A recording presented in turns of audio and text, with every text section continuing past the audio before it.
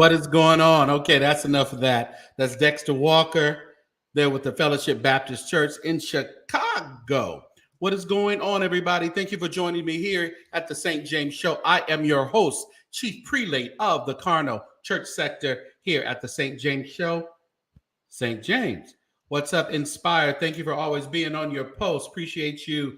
Deshaun, thank you for joining us tonight. You ready, Crystal? You said you're ready. That's good. I need you to be ready. What's up, Julia and Shanice? Thank you so much for joining us. Happy Sunday, everybody. Hope everybody went to church. Thank you, Sean, for reactivating your membership. Appreciate you for all your support. Inspire is always on the job. We are so excited tonight just to have a special guest. We are talking tonight about gospel music, Chicago. Man, what a powerful lineage of music that comes out of Chicago.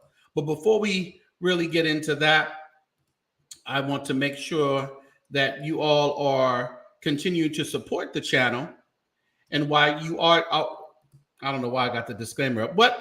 Y'all need to see the disclaimer. That's good. See that disclaimer. We got the right to do everything here tonight. We got the right. But again, like, share, donate, comment respectfully, and also join the St. James Show. Appreciate each and every one of you who have joined. We are at 6,400 subscribers. Woo, woo, woo. What's up, Sean? Like I said, thanks again, Sean, for reactivating your membership. And I was just so glad I was able to ship out or have shipped out some merchandise to our most reigning member, Ida. And she should be receiving her merch any day now. So it pays to be a member. And I'm going to be giving out a lot of merch and a lot of different gift cards and different things for the month of November and the month of December. So you don't want to not be a member. You want to be a member of the St. James Show. Thank you for your likes. Thank you for your shares. And thank you for your subscriptions. But also join the membership. Hey, what is going on? All right. So without further ado, tonight we're here to talk about some gospel. And I think I got the best man to do it. Let's see here. We're going to kind of just lay it all out from the beginning to the, well, we're not going to get to everything, but we're going to lay it out as much as we can tonight. And this man has been the host of Gospel Diaries, Eric Maurice Clark, and he's also going to tell us about some other endeavors that he has going on and has had going on for a while now. He is definitely a lover of gospel music. Come on and put your hands together for my co-host for the night. We're going to just talk about this good gospel music, Mr. Eric Maurice Clark. What's going on, man? Blessings. What's going on with you? I am so glad just to have you to come in and just chit chat a little bit. What's up, Ida? I just talked about thanks, Mike. What she said? Change. Okay. All right. No problem.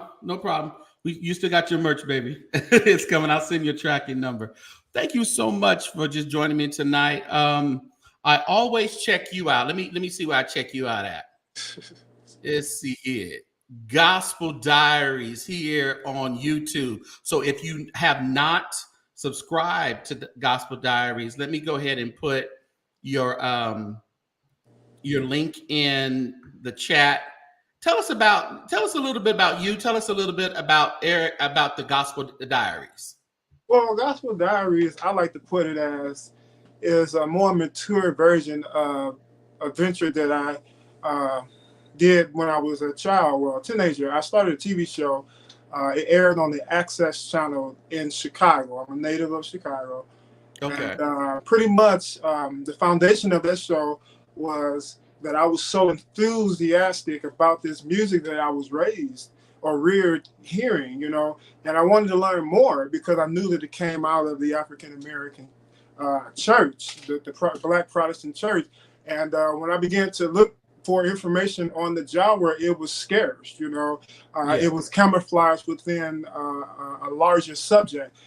So pretty much, from the age of 13, I would interview local musicians and artists. And pretty much today, Gospel Diaries is a more mature version of that platform where I'm able to actually, dig deep down within the essence of these gospel music contributors and understand what has kept them thriving in America. You have interviewed, I mean, some heavy hitters. And I see here you have Bishop Carlton Pearson, which we can probably get a little dig into that just a little bit due to the what's going on with Carlton Pearson right now and his trek to transition. But you have just interviewed so many. I was just flicking through your YouTube when I first found you, and I was like, man, he has had the opportunity to really meet some great legends. What are your thoughts when you meet these people? Well, it's almost like I feel like like a lucky man. I'm able to reach back in the past and shake hands with my heroes. Right. And even with the contemporary artists, I am a gospel music aficionado. Like I love the genre, I love the sound of gospel music. So Right. I feel the same way when I meet some of the prominent artists of today. But I'm overjoyed, and I think that's the thing that really keeps me moving. It's just, our interaction when I'm with a guest. It's just like it seems too much like right. It's Right. second nature. I mean, you've I mean met with some heavy hitters, and guys, I put his link in the chat, so I'm gonna pin it right now. So as you come in, you can click on his YouTube channel. Make sure that you subscribe. Okay, that we want to even boost his because gospel music is a genre that is healing for the soul. It is comforting, for the friendly. I mean, it is really gospel music is everything. What Absolutely. would you say that? Absolutely. It's a phenomenon. Yeah. It's a 20th century phenomenon. I'm sorry. Thank you, Deshaun, for joining. Thank you. But go right ahead. Oh yeah. Birth of people moving from the rural communities or southern communities to the urban centers of this country. And this phenomenon, they brought with them, their culture. And there's a lot of people don't really realize that gospel music is just the parent, but there's a lot of subgenres within gospel music. And, it's just like a puzzle. You can't put a puzzle together missing pieces. You can't put the whole philosophy of gospel music together without understanding its components, If that makes sense. Yeah, I think it makes total sense to me. So who started this thing in gospel music in Chicago? Okay, so that's the short answer. I would say Thomas Dorsey, but it's a stem of things that really happened to get this this machine on the road because Thomas Dorsey wasn't even from. He's not a native of Chicago. Where is he from? He was born in Villarica, Georgia. Okay. And, that was a rural community. And his parents were prominent members in the society in their community. His dad was an itinerant preacher, and his mom was an organist. Now, Thomas Dorsey. What's interesting to me about Thomas Dorsey is that his father. So Thomas Dorsey was born in 1899, and so basically the last year of the 19th century. So when he was born, we were in a Reconstruction period, African Americans here in America. So, his father actually went to, a lot of people don't know that Morehouse, the college in Atlanta, was actually, if I'm not mistaken, the Atlanta Bible College. And actually, Thomas Dorsey's father was a graduate actually Atlanta College, Baptist College, and then it was later named Morehouse. But I said that to say that at this particular time, Thomas Dorsey, he heard church, but he didn't hear church the way we hear it today. Right. You know what I mean? Because a lot of the music in that era, especially where he was in the South, the real South, you had a lot of churches that was kind of, they were almost like the sanctified church. You know what I mean? People don't realize that what Thomas Dorsey brought to the table was really gospel blues, but that whole exuberant music and emotional music, you know, that can be traced back to, you know, our ancestors, the enslaved people, and the first people to me that really, you know, really went that grain was the Church of God in Christ, Bishop Charles Harrison Mason. Them folks were dancing in there. You know, I think that's a perfect example if we wanted to look inside or look on the plantation fields or in the brush arbors, you know, where our ancestors were, you know, released their pressures. You know, I think that would be a perfect example of how it kind of would have sounded in a sense, because they're just radical people. You know? You talking about Kojic? Yes.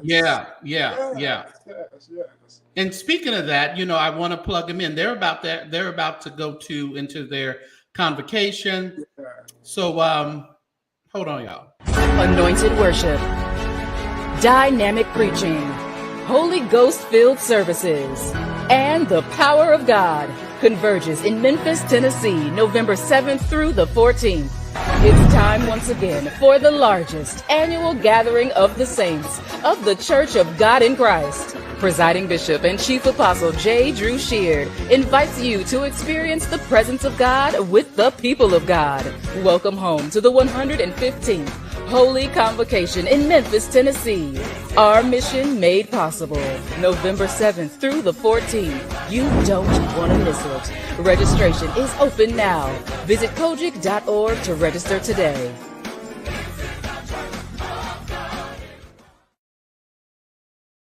Make sure y'all register so you'll have a room when you get there. All right, so they're gonna need that. Interesting enough, Church of God in Christ has birthed a lot of gospel artists. Yes. And has, you know, put the platforms for a lot of gospel artists. Not only, you know, I mean, Thomas Dorsey was kind of, I guess they call him the father of gospel music. Mm-hmm. Now, with him, who would you say was his flowing into the next one under Dorsey? Would you say it was Albertina? Would you say it was James Cleveland? Well, you mentioned two great names. Because so Thomas Dorsey initially came to Chicago roughly around 1916. It was pre World War I, because post war he actually moved to Chicago, but actually moved back and then came back to Chicago. But in this era of Thomas Dorsey, you know, first of all, is it okay if we look at the setting, the setting of that particular time? So in the 20s, in the migrants, they came to a society, you know, that were practicing the liturgy of the Church of England. So that would have been no improvisational music. Right. Would have been, you know, Bach, Beethoven, classical music, you know, sympathies that was accustomed to the Church of England. So Thomas Dorsey, this man is out there making a living in the clubs. Right. So he wasn't thinking about church. The same thing we criticize people like Kirk Franklin for today. But we can go there if you want to, but you know, we need to really know our history. That way we know the history, because we've been bamboozled to think that first of all, that our people they were outside of the four walls before even coming into the church. But go ahead. Yeah. So to say people that actually took it to another level. So Thomas Dorsey, he was in that precursor of blues being commercialized in America.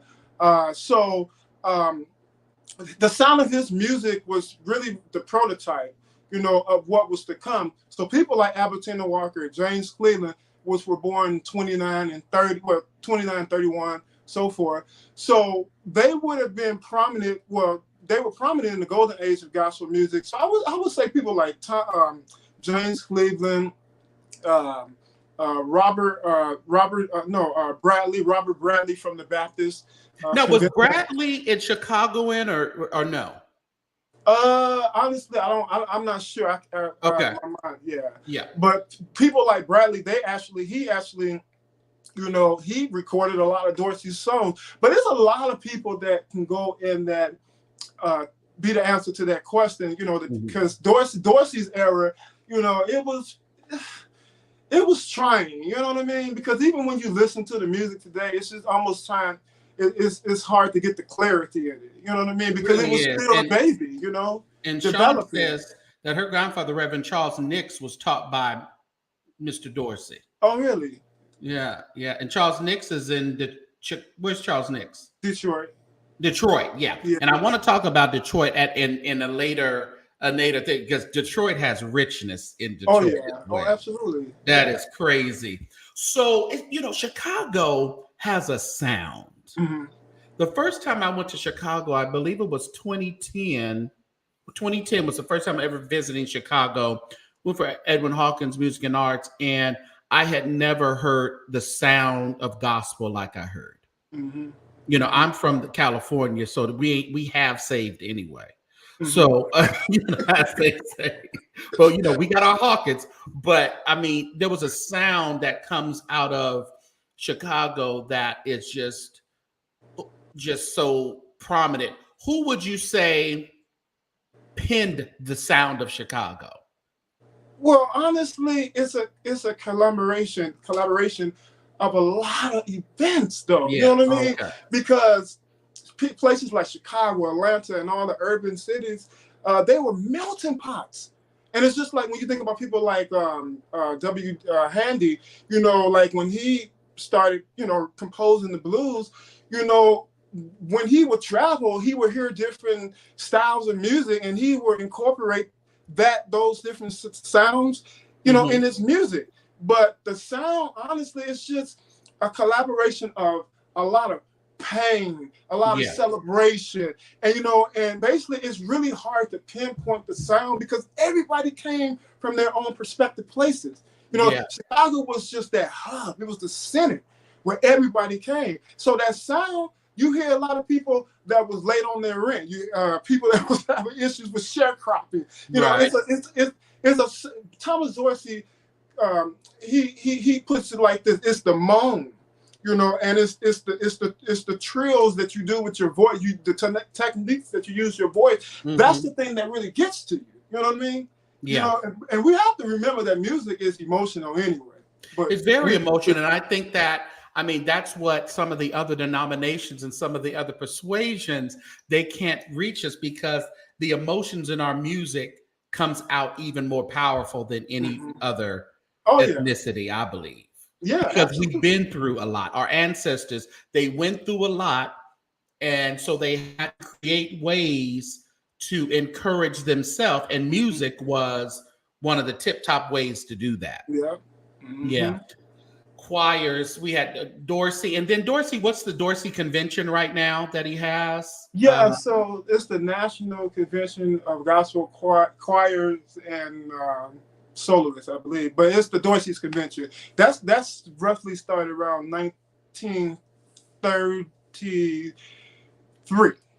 Okay, and that's headed right now by what's her name? Maribeth Gentry. Yeah. Maribeth Gentry. Yeah.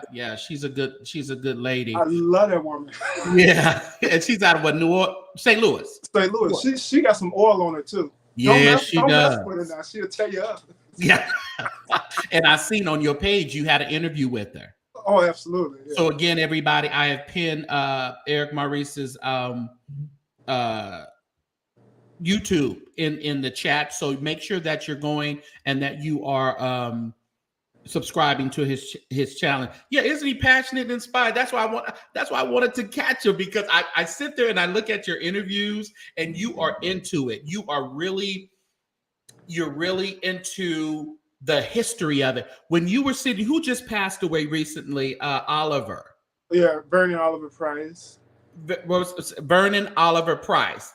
Yeah. And the way you were researching the records that she had, and your eyes just lit up when you were finding different things. Mm-hmm. You see, like you were in heaven at that point.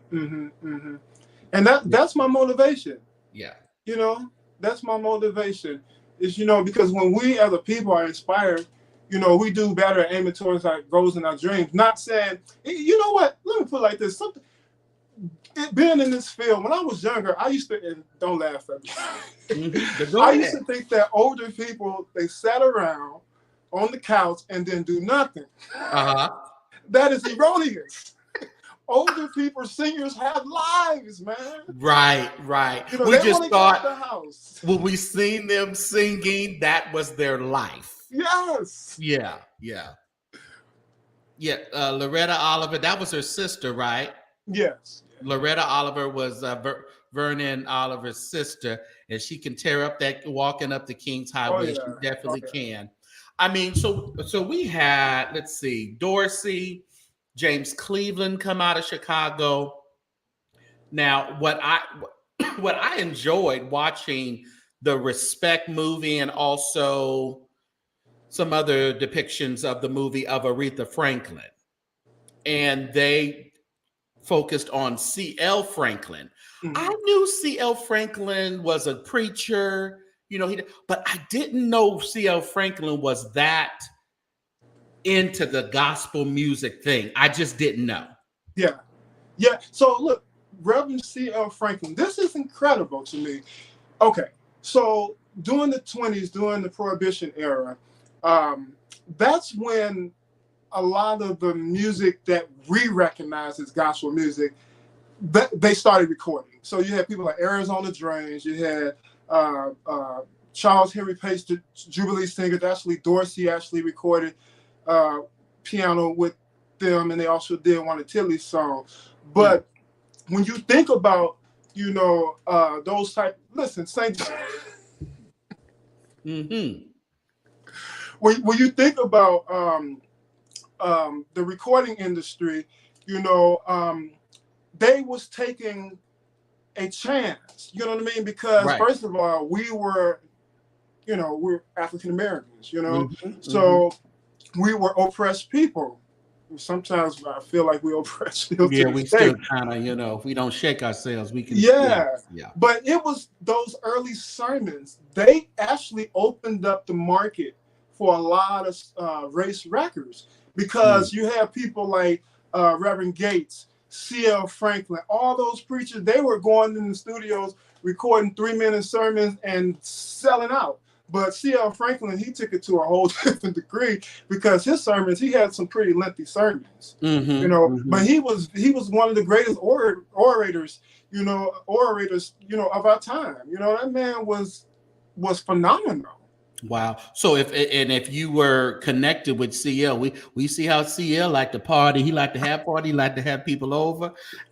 But my thing was, when you have good preaching, you always want to have good singing with it. So that attracted a lot of the good singers to come to his church. Absolutely. Barrett sisters. Who were the other sisters that were in there? The Barrett, and what was the other lady that he was really close with? Claire Ward. Claire Ward. Yeah. So powerful singers. What you think there was ever any strife between like the Barrett sisters, Claire Ward singers, caravans? Honestly, have you heard anything? Yeah. I'm almost sure. They had their adversities, because history repeats itself.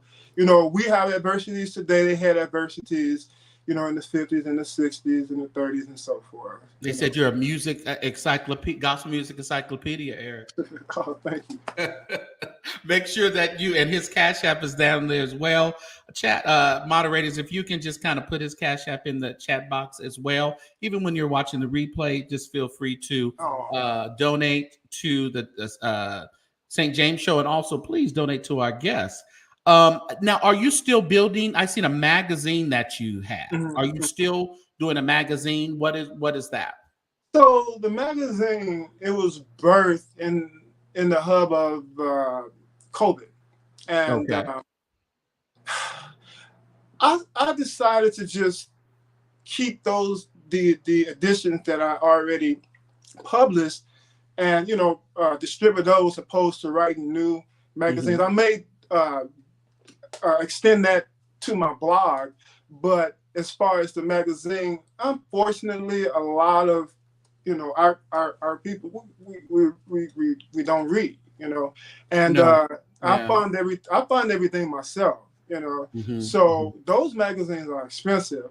They So are. Yeah. If you want quality. I have a lot of orders, but in order to get them manufactured the way that I really need to get them, I will have it'll have to be a different situation. Right. So right now, the magazine are just the ones that was previously published. I'm focused more on Gospel Diaries because I think it's a bit more relatable. You know what I mean? Yeah. And I mean, it's the times right now. Everybody is on the internet, and let me tell you, like I said, when I found your channel, I was just really elated because I seen you even have with Walter and Ed, you have a Rusty. Rusty out of the Bay Area. We all love out of Chicago, DeAndre Patterson. You talk to him as well. I mean, and there's Miss Diane Williams out of the Cosmopolitan. Jesus Can Work It Out. I mean, you have talked to all the ones that we really would want to know more about. We hear them singing, we hear them, their testimonies through singing, but we never really, like you said, we were young thinking these people don't have real lives. but they actually do. So, okay, so we have our groups. We have our Inez Andrews, and she was with the Caravans. Look at old Inez. And Albertina with the Caravans as well. All kind of groups. And that the whole Aretha thing to me is just wonderful. Aretha, like CL used to say, she's a gospel singer. He would get kind of upset when they wouldn't acknowledge that she was also a gospel music singer. So, which she was excellent at. But then we have this guy, Reverend Clay Evans. Man, that fellowship. And what's her name? Ludella, the choir director, his sister. Man, what things that you can tell us that you learned about Ludella and Clay Evans and fellowship?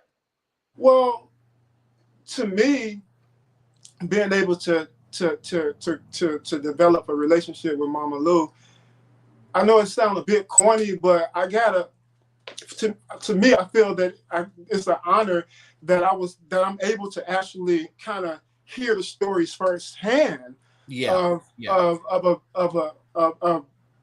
one of the most prominent churches in the 50s and on up, in Chicago, and have broadcast throughout this world, through their music, through Reverend's his sermons and things of that sort. But just being able to talk to her and having that relationship, knowing, understanding, because when Mama Lou came to Chicago, she came, if I'm not mistaken, she came a year after Reverend Clay Evans. It could have been the same year, but I think it was a year after Reverend Clay Evans.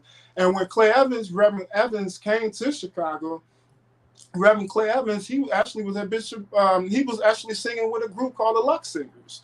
You know what I mean? So music was very imperative to him, because Mama Lou tells stories how when she was home in Tennessee, she used to hear the churches from Chicago, her first church of deliverance, over the airways, and that was how she was able to teach songs to her church in Tennessee in the 50s, late 40s. Yeah. And it's always a great thing when you have a pastor who is very musically inclined, loves music, because that's going to be a strong music type church, which balances with the preaching. And then you can always tell when, those pastors who just say, we don't need all that singing. We don't need, but their music departments aren't that good. So I can always tell when the pastor has a passion for music. That's exactly what happened at Ebenezer. That's exactly what happened at Ebenezer. The pastor, the oncoming pastor, because at this particular time, migrants are they just coming by the droves, to Chicago. So, the pastor, when he got to Chicago, all of this stale singing, because, normally the music is supposed to be a climax somewhere, so sometimes the preacher preach and it would be extinguished by some classical boring piece. You know what I mean? Well, I don't want to say it's boring, but it's boring to someone that don't understand. It's not fun. Because the classical music is phenomenal. Don't get me wrong, but boring to their interest in a sense. Right. So that's exactly what he did. And, he did get a lot of backlash, but he stood firm. And if you realize. And you said Ebenezer? Ebenezer, it's the first church, and it still stands today, that presented a gospel choir, Dorsey Choir. Oh wow! Okay. And they actually debuted Precious Lord in 1932 after the demise of his wife and child. And what happened to his wife and child?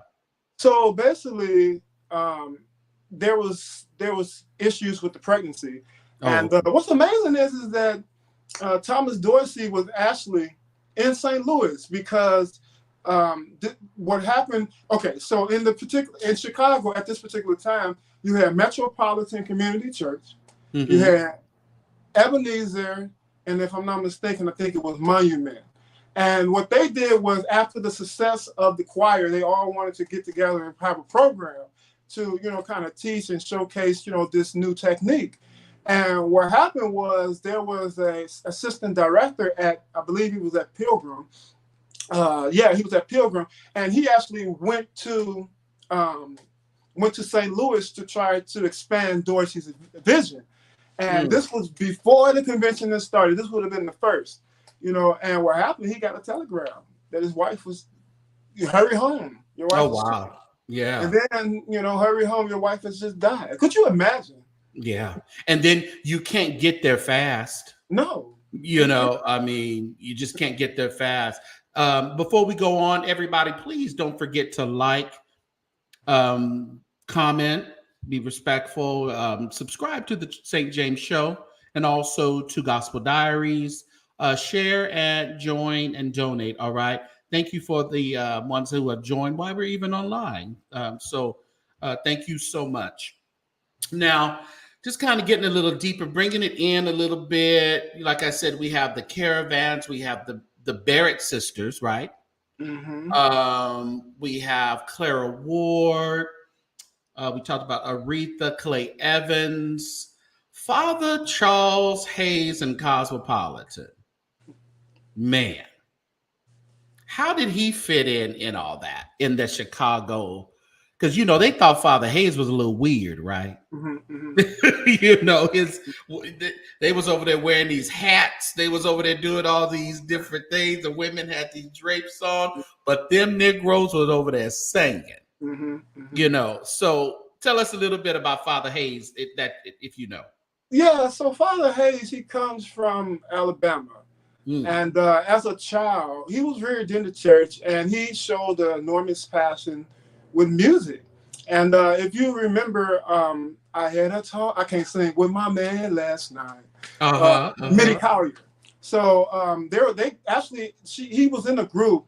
I believe he organized the group, and Mitty Collier actually sang with him as a child before they actually moved to Chicago. But however, Father Hayes, he was so excited about this music, and any opportunity that he had, he was for it.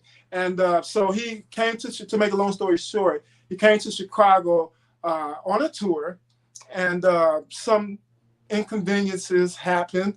And instead of him going back, he actually stayed in Chicago. And when he stayed in Chicago, he got his feet wet, and he began to, make his name. He was still singing at some of the programs during that time. So Cosmopolitan Church of Prayer, it was, when he first opened the church, it was called Universal Kingdom of Christ. And that postcard, that's actually a postcard. That picture there, that's a postcard.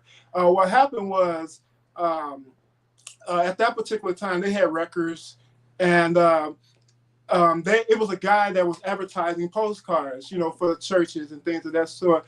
So he came by the church and he wanted to get Father Hayes to buy his product. And I don't think he bought the product, but he did give him postcards, and that's why you see that picture. I have one of the original postcards. I bet you need to get a security guard around your house. You got so many memorabilias and valuable, gospel music things, man. But there's no sound like Cosmopolitan. No, even to this day. They church you. And the thing about it is like when you think about Bishop Carlton Pearson, right? Like when you look at Azusa, right? I don't care what school you are. When you hear that music, it does something to you. Right. That's the sound. Right. That's the sound. And that's what Father Hayes brought to the table. He was a traditionist, but he knew how to jazz it up in a sense, or blues it up, or gospelize it. Right. He's just a gospel boy. Yeah. Man, I mean, Father Hayes by far was one of my favorite gospel artists. I think he used to say a lot. He said, y'all told me I couldn't sing. It don't bother me. and believe it or not, I actually love to hear Father Hayes. He had a distinct voice. I mean, you didn't listen to him for him to give you runs and rolls and sound like Donnie McClurkin. You listened to him because it was like something powerful was coming out of his voice, and you just wanted to hear it. Yeah. I've never said he was one of the. It's kind of like Ricky Dillard to me. Ricky is not a singer to me. Now, one of my friends said, I asked her one time, it was back in probably the 90s. I asked her what male choir director was the best one. I think I said, Ricky, Hezekiah, John P. Key. You had those people at the time. Excuse me. And she turned around and said, Ricky Dillard. I said, Lucy here, Holy Ghost. But I was like, okay, all right. But I say that to say this, like Father Hayes didn't have, that tip-top voice, but it was a distinct voice that we wanted to hear. We just wanted to hear it. And this is Maurice's Cash App, everybody. If you would be so kind, he is a wealth of knowledge, and I think we ought to support him in the endeavors that he does, whether he's going to reinvent his magazine or write that book of gospel music that Inspire says you should write. I don't know if you had written it already.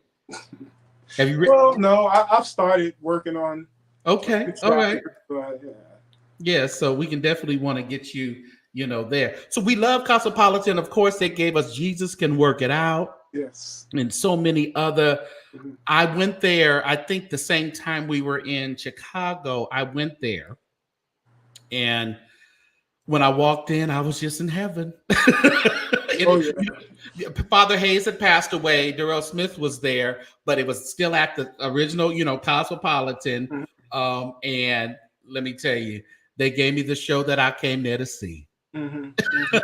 It was great. It was great. Now, I was reared in a Pentecostal church. So my dad was a videographer. And so Cosmopolitan Church of Prayer, they moved into the Catholic building somewhere in the 80s, somewhere in but my dad was videotaping for the church that actually bought their former building.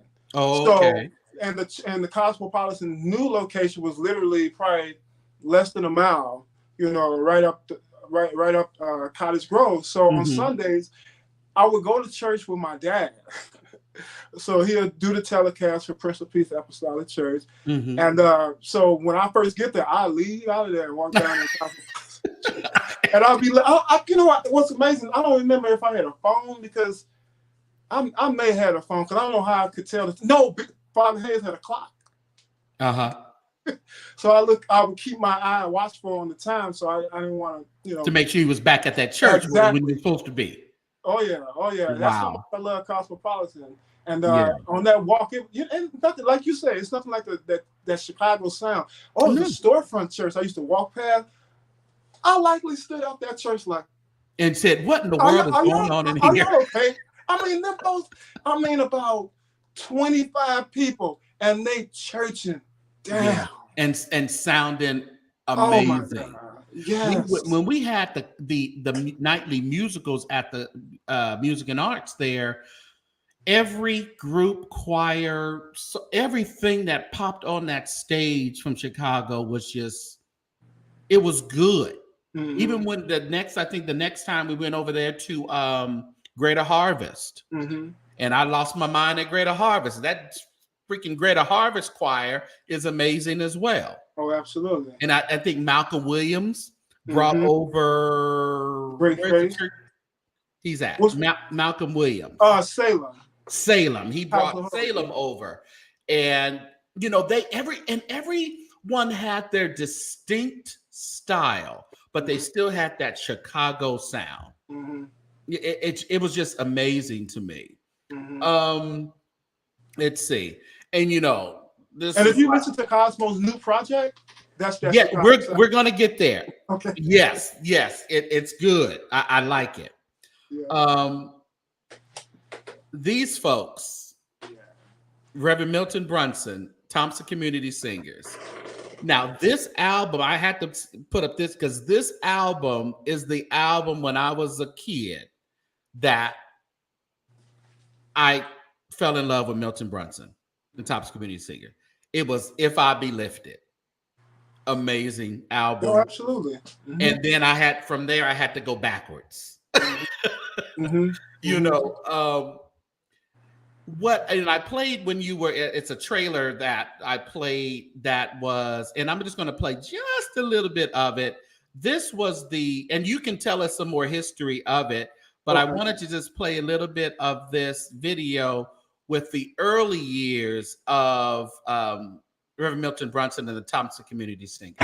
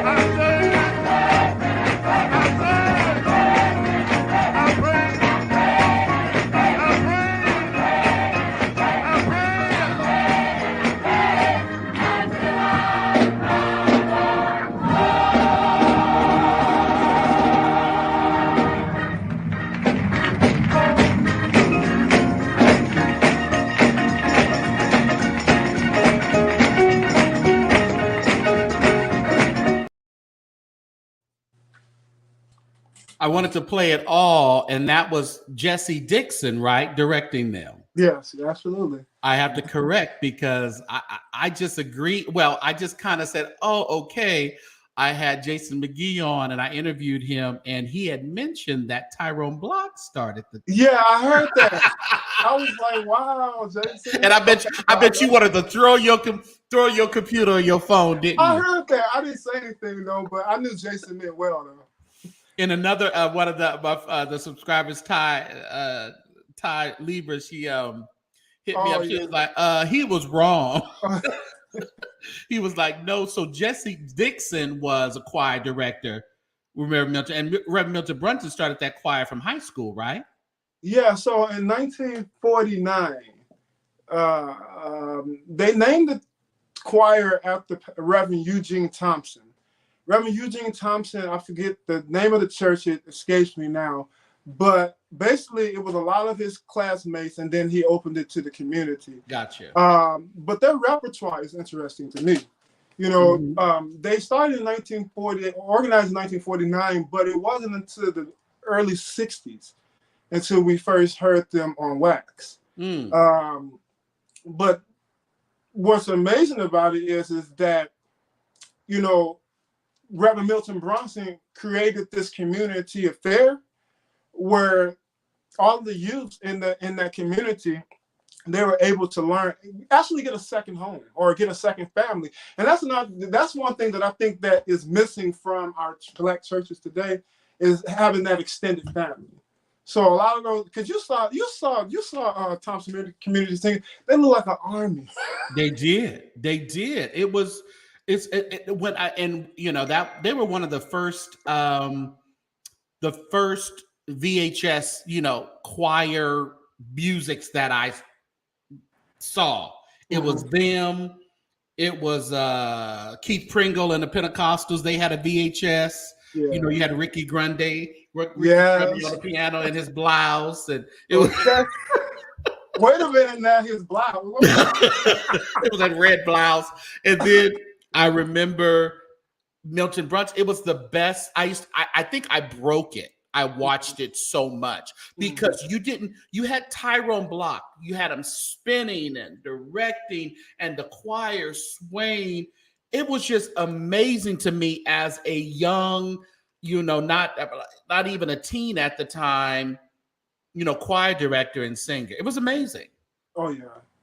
They still are amazing. Darius Brooks and the Reunion Choir. Yeah, they still are amazing. I don't know if you heard it, but on their first record, they recorded Down by the Riverside. You ever heard of Mark Hubbard?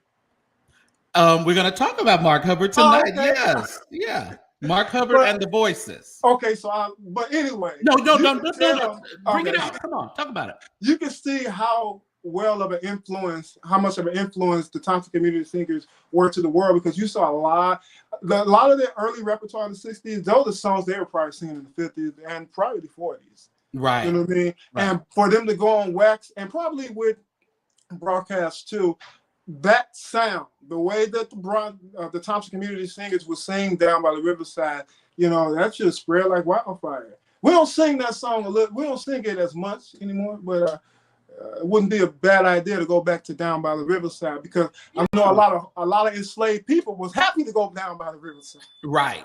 And a lot of the songs that they're remixing now, it's like they're remixing songs that we heard in the 90s or something. It's like remix some stuff that that this age doesn't really know, and really put that that spill to it, that 2023 spill to it, and make it good gospel music. So yeah. Speaking of that, before we just go too deep into it, actually, let me do one more thing. Thank you so much. I believe I received something from Child Please. Child Please Stop. Thank you for your donation. Appreciate you. And someone else, and I'll read it in a minute. I just can't get a couple of other ones in. But thank you so much. And I'm sure Eric Maurice thanks you. Hold up.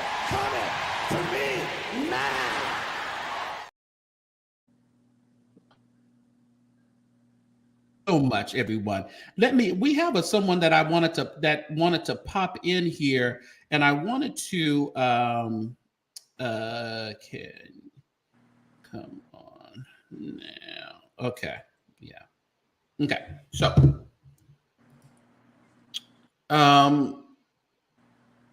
let me just do one more thing here. All right. So Milton Brunson, let me see who else. We have Mark Hubbard and the voice. And Mark has been around a while. Yeah, he was in the 80s. Yeah.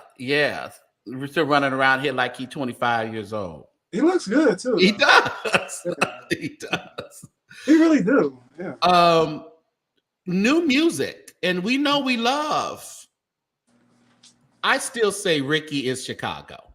Oh, definitely. I don't care where he goes and Ricky is Chicago. Oh yeah. And have you heard his new release? How many times? Huh? How many times? I know. I'm just glad that he chose that one too, because the thing about it is, when you think Ricky he's had an extensive career. Okay. Right. So his singles has varied, right? And why not just come back to how it all started? You know what I mean? and he decided to do a churchy single, and I'm so happy because I want the world to hear this churchy single, you know, Yeah. and then the message too. You can't say it enough. We all And what I want to appreciated about even at the recording, I went to his recording, and he said, "I'm just tapping back into what he knew." He mentioned Father Hayes. Yeah. He mentioned Milton Brown. He was tapping back into what he knew and real good gospel music. He says, "We love the praise and worship stuff, but can we get back to some good gospel music?" You know. And so we have a few, just real quick, of new music. So we have For the Rest of My Life by Mark Hubbard and the Voices. Tim White. What do you think about Tim White? Love them. We met each other as teenagers. As who? Teenagers. We were okay. teenagers in Chicago. Gotcha. Together.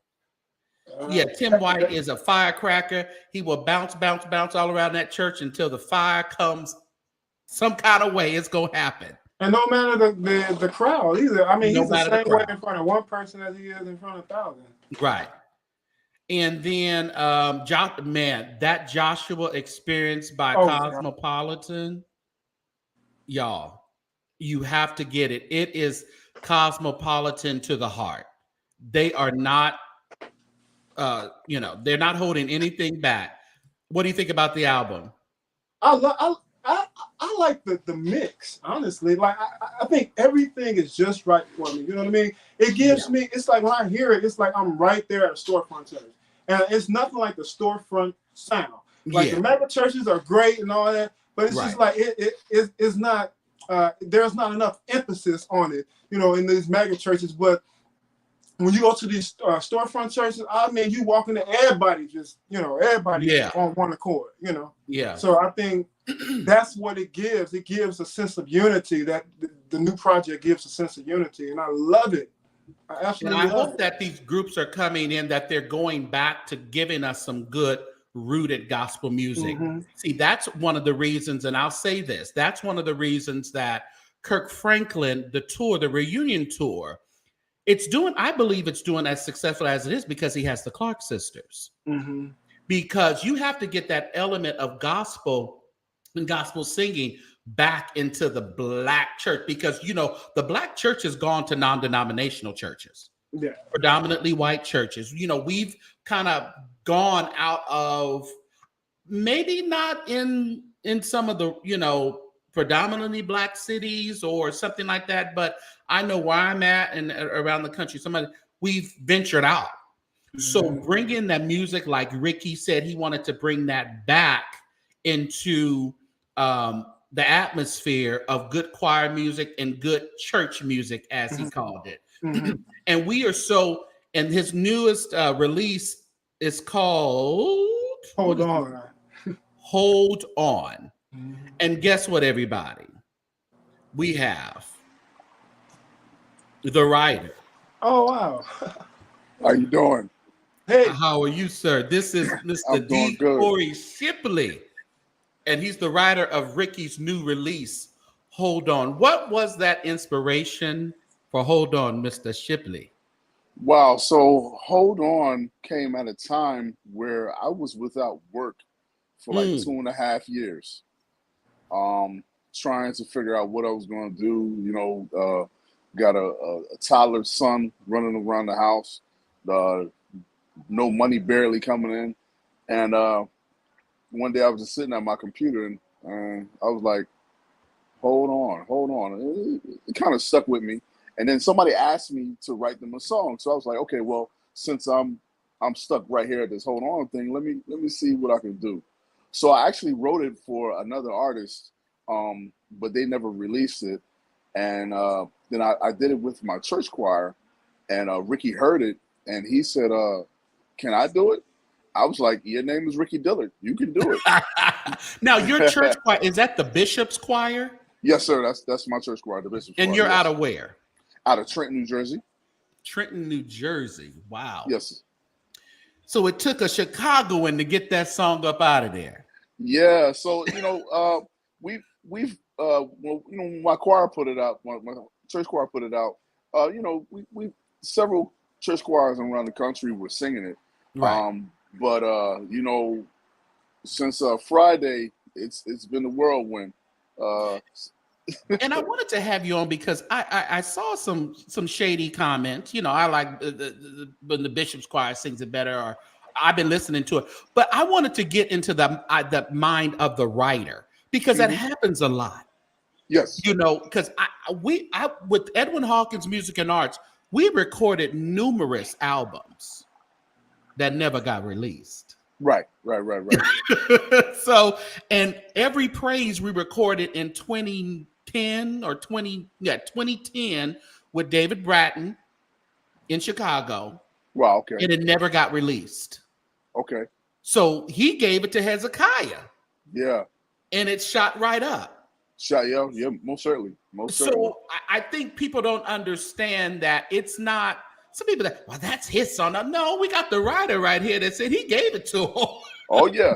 He you know, like I said, Ricky heard it, and he hit me up and asked me if he could record it, and I said sure, go ahead. You know, and I think a lot of people they miss the they miss the what we're trying to do. You know, when we Right. put out a song, we're trying to reach the masses with a message.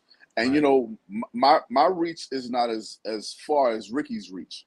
Right. And so, you know, and for me personally, I've never really gotten to the music thing to make money or anything like that. But you know, it was basically, you know, to try to bring inspiration and to, you know, lift up people. And you know, seeing some of the comments on the video on YouTube has definitely like really encouraged me because Right. you know, seeing one lady saying that she has 3 more chemo treatments and she was ready to give up, but hearing the Wow. song, she said hearing the song gave her strength to keep on going. And you know, after these 3 treatments that she's doing, she's going to be cancer free. And you know, just seeing That's amazing. seeing comments like that, you know, to let me know that the message is uplifting, and you know that's the greatest part about it. So like I said, my reach is not as great as Ricky's reach, so that's why I was like, man, take the message and go there. Yeah, and what I like about, let me tell you, I was you were at the recording, right? Yes, sir. And I was at the recording, and if you know that what was released on Friday is not even a taste of what happened at that recording. Not at all. Not at all. Hold Not at on, all.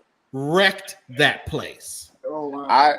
I was stuck in amazement, and the crazy thing about it was, you know, I already knew that they was gonna kill it, but the way they killed it, Yeah, the way they killed it, and then the other thing that people don't see is that while they're singing the song, people are walking up to me and, you know, hugging me, shaking wow. my hand, you know, Yeah, I seen letting me you. know. You was down there in the front. I wasn't in the Yeah, front, Dave, but then, they were walking yeah. up to me, shaking my hand, hugging me, you know, telling me, man, this is the hit. This is the one. And like one guy even started praying for me right there while they're singing the song. I was like, Wow. man, this is crazy.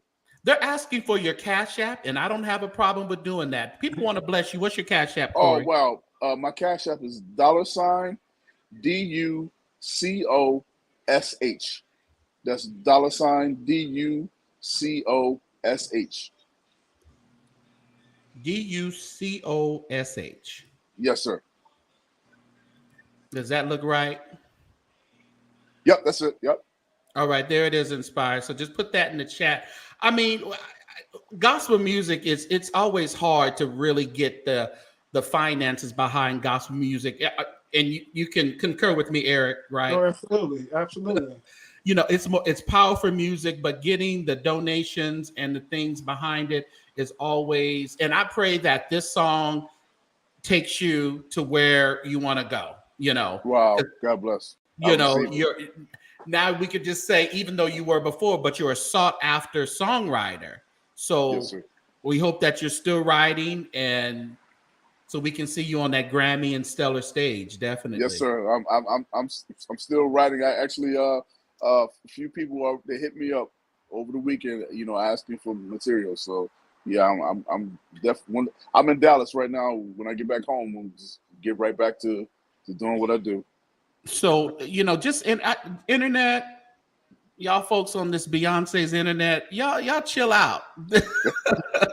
I mean, we want the song to reach as far as it can reach, because there's a lot of people around this world that need to the confirmation that all they have to do is hold on. That's right. Yes, That's sir. all they have to do. I didn't want to keep you too long. Just wanted you to come on. Eric, you have any questions or anything for him? Well, did Ricky tell you how, in what way did he hear the song? Was it through the Bishop's Choir? Or? Yes. So one of his members actually let him hear it. So we the Bishop's Choir, we go to the GMWA all the time, and so we sung it in 2019 at the GMWA, and we had just released it as a single, and one of his members had it and said, "Hey man, I think you need to listen to this." And so he he hit me up. He said, "You got a nice little song there." That sound like him too. What we gonna do about it? Yeah, that's what he said. He said, "What you want?" I said, "Yes, sir. Let's do it." So actually, how do that process work as it relates to someone like Ricky Dillard or a choir director when they take in a song that's actually going on a national project? So what are the logistics or the things that you have to clear first? Talk about actually, leasing your song or however you do it when you're recording with a major artist. So basically, so basically, it's if you do like, so we recorded the song, and I mean I have my rights. See, man, I have all my rights to the music. So when he asked for the song, it was just a matter of just letting him do it, and then I go into contract with Motown CMG.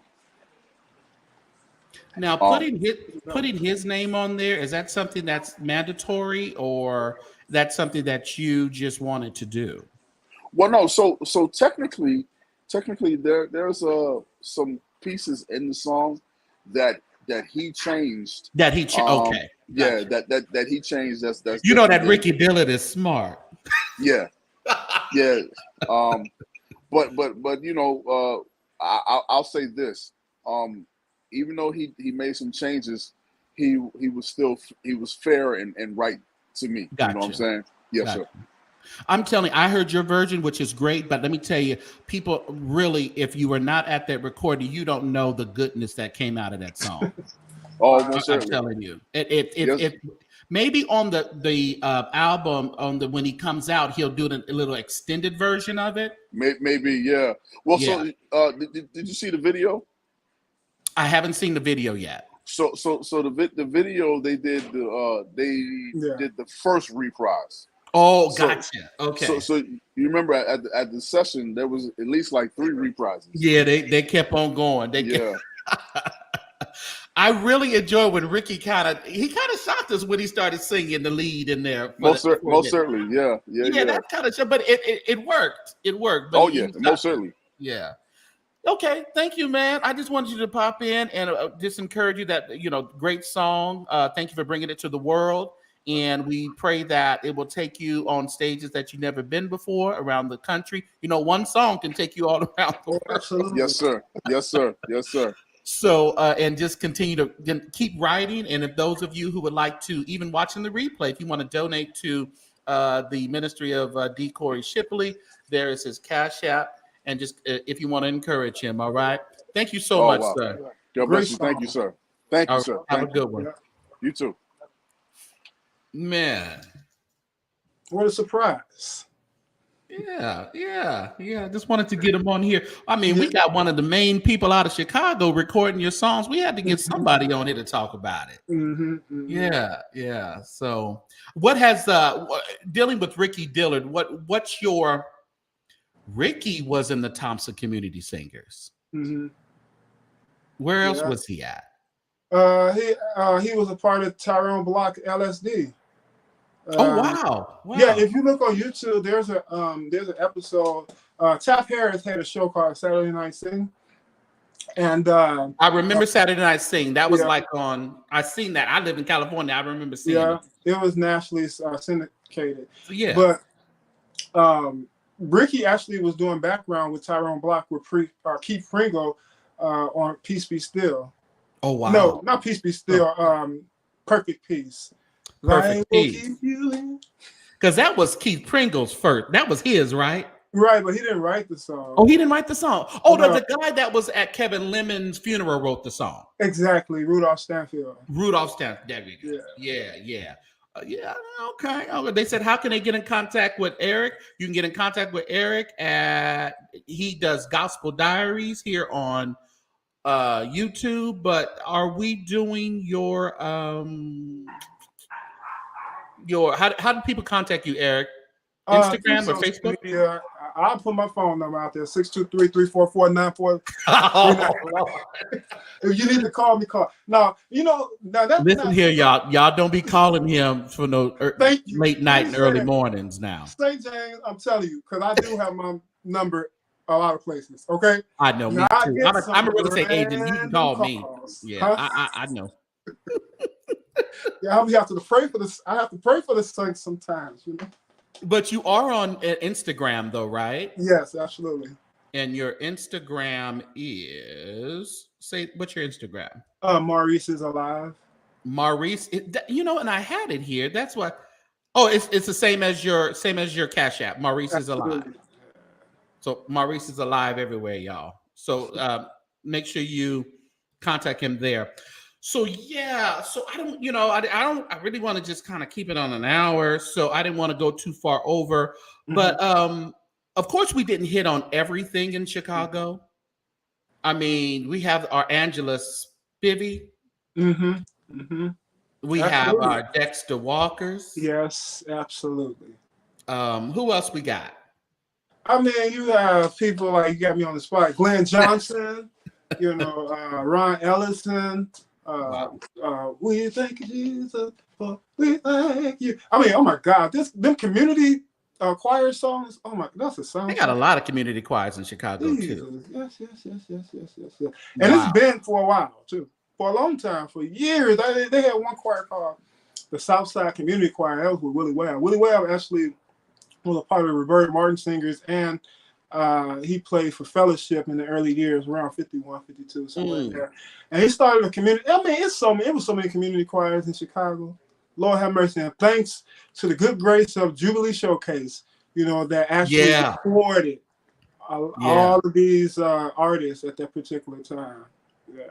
My critique about I Love for the Rest of My Life, Marks, but is it just me? But were you wanting...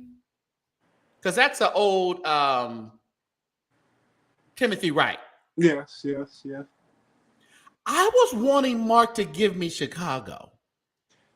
Yeah, I think he stayed to the foundation a little bit too much. I was maybe looking for a little reprise, a vamp, or something.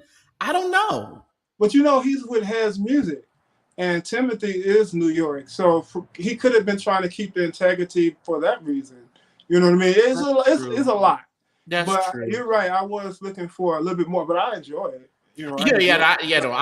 I've always liked Mark, and when I was a teenager, I loved Mark and the Voices. So, Children of Chicago. Oh yes, Mark Wilson. Thank you for saying that.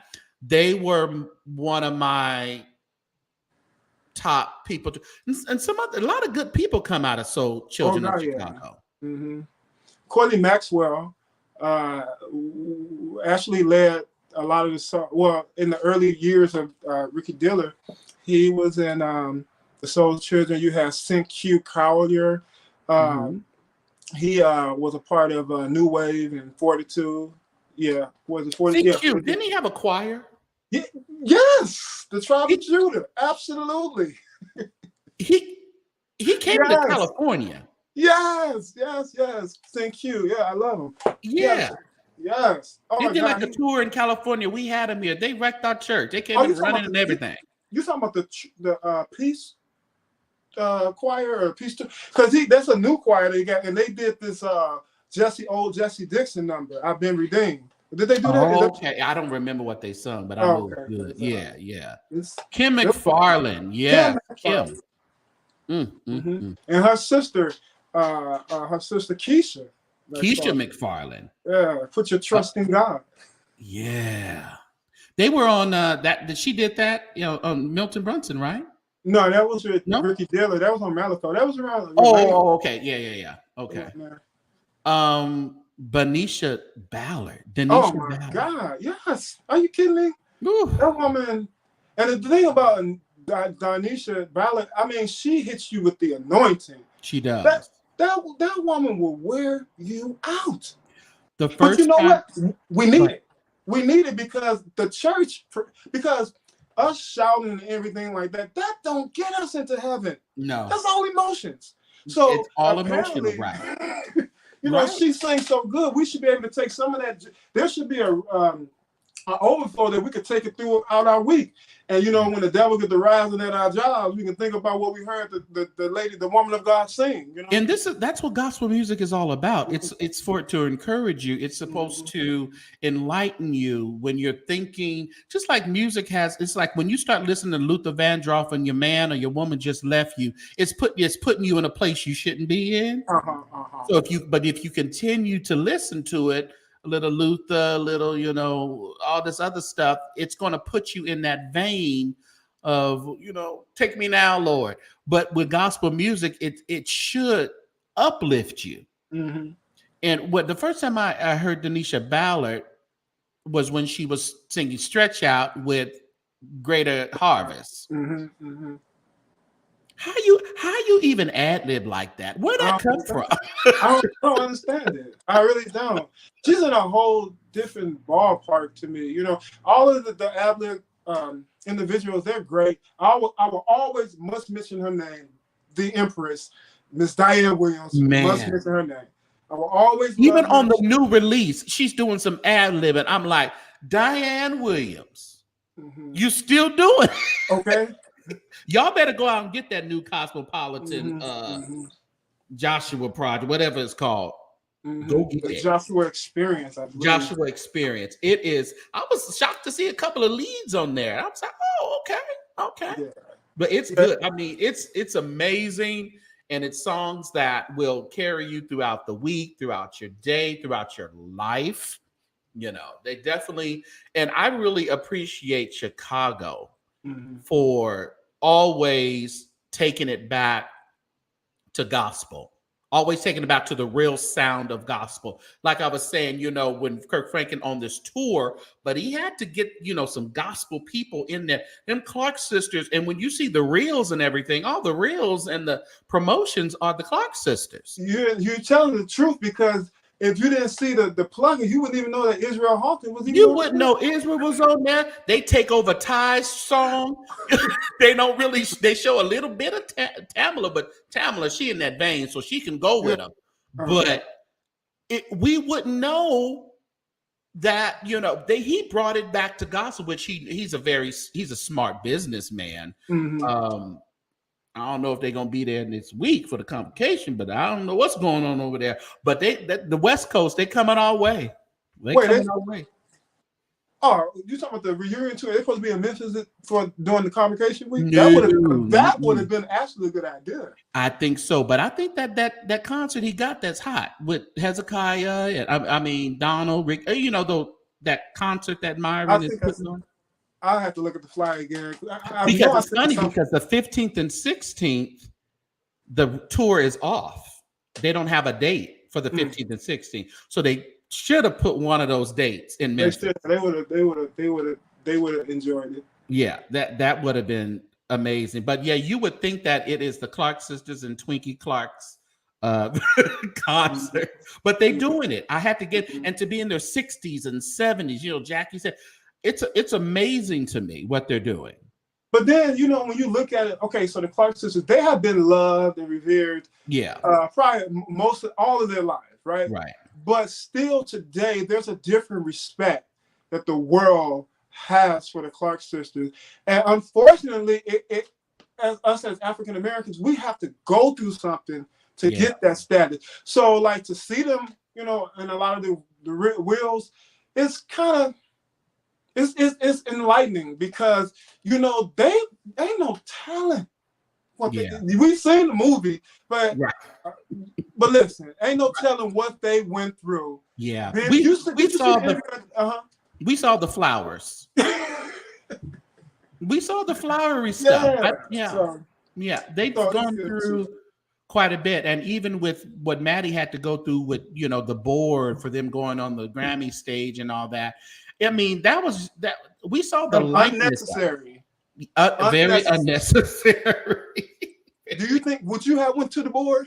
Absolutely not. No. Mm-mm. But when you're trapped, when you're caught up in that church stuff like that, you think differently. Mm-hmm. And back then, I mean, they don't have the what we have now, where we're actually thinking on our own and we're analyzing this, saying, no, that ain't Bible. No, that's flesh. Mm-hmm. I know you're the bishop, but you moving in flesh, bishop, because you're human. So I'm not going to go on long with you. I'm going to do what I'm going to do.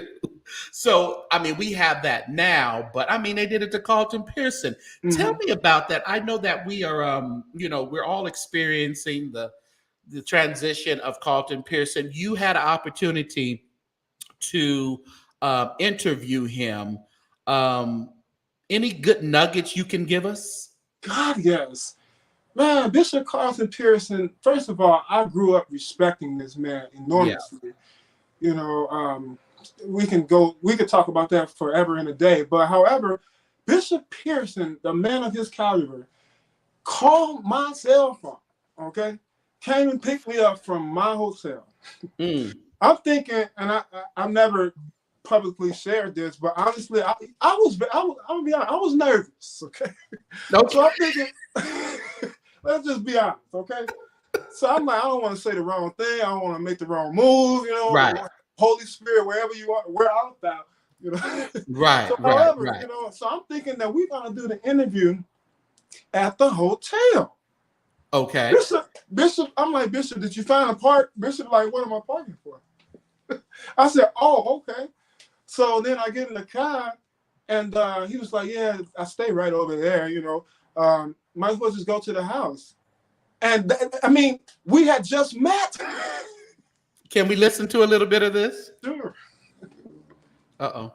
I guess I better go to it and press play. See, with us, that's the sound of the rushing mighty wind. Right.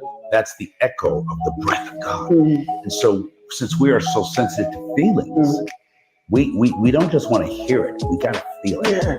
And as Maya Angelou says, the late Maya Angelou, that people don't always remember what you say, they remember how you make them feel. The late Maya Angelou, that people don't always remember what you say, they remember how you make them feel. Our services are always climactic. The sermons are climactic. Even if somebody got up in the Pentecostal church to testify, they had to end on high. I want to thank the Lord, and then just to get happy. And our songs, whether we sing them round and round until everybody's falling out and crying, and the sermon, the preacher would preach till he peaks several times, several climactic sermons, and everybody goes happy. Because we had nothing but that. We go home to little hot air, unair-conditioned homes or apartments. No pools, whirlpools. We didn't go to fine restaurants. We didn't go out to movies. Since all we had was our little tight, hot, poor folks' homes in the ghettos or the rural areas of the country, and then church. Wow. Uh-oh, sorry about that. Hold on, y'all. Oh, hush, girl. I saw Larry Reed went to the house, and I was just thinking too, I was so nervous. I don't know why I'm sharing this with you. Sure. It was a couple of things that I should have asked him. I think that the information that I got out of him and our dialogue was great, but I think that the nervousness, it kind of took me out of my element, because I would really like to know, how did Bishop develop his theology? Because he was reared in the Pentecostal church, in the Kojic church. Church of God in So Christ, that means that's instilled in him, Yeah.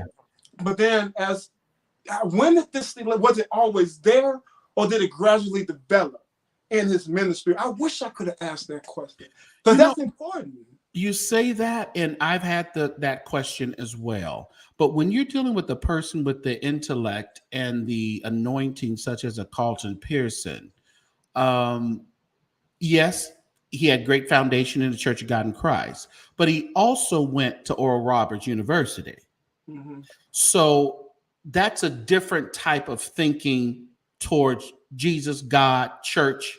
Anyway, we're totally different when it comes to how we worship and how we think when it comes to between the Black gospel and predominantly, Caucasian or what have you gospel. It's just kind of a different thing. And then you're dealing with the person that is a thinker. He doesn't just take things at face value. Mm-hmm. He came here. I remember back in the early 90s, Carlton Pearson came to my city and he preached. Mm-hmm. It was before really that he turned that corner. And when I listened to him, I was totally attracted to his ministry, because I said, this man here is saying stuff that I've never heard before. Mm-hmm. And I grew up in the Pentecostal Apostolic Church. Yeah. And it totally changed my mode of thinking right there. Mm-hmm. Not, and it didn't even have anything to do with no hell and no other this. It's just the way. So I can see, I don't think it was something that just came to him. I think it was a progression from when. Yeah. Because, I was thinking, I was watching, I think it's Azusa, I want to say 3. Hopefully I'm not wrong. But I'm paraphrasing. In so many words, he was basically saying, that the older generation, Kirk Franklin ain't going to pull out of them what they need. Kirk Franklin's music is not going to promote that joy that they're looking for, that they listen to music. Right. You know what I mean? Right. So there was like, he was basically saying the songs that he was singing, he said that pulls that joy, or that instills that joy into that particular person that was reared in that culture. Hold to his hand, God's unchanging hand. Yeah. Yeah. Mm-hmm.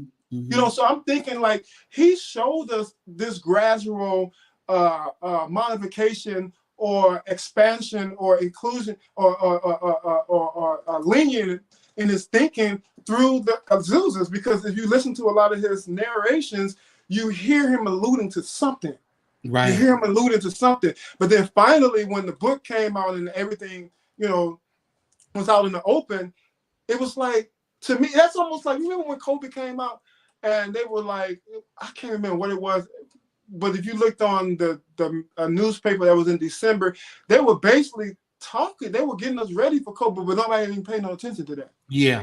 No one paid attention to it, but they were even down to, what was it? The Simpsons. Was it The Simpsons? Where they always prophesy everything before it happens. Mm-hmm. Yeah.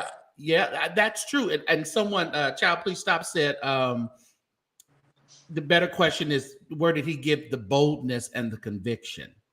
That's true. Yeah. Yeah. And then, is it okay if we go a little edgy here? Go ahead.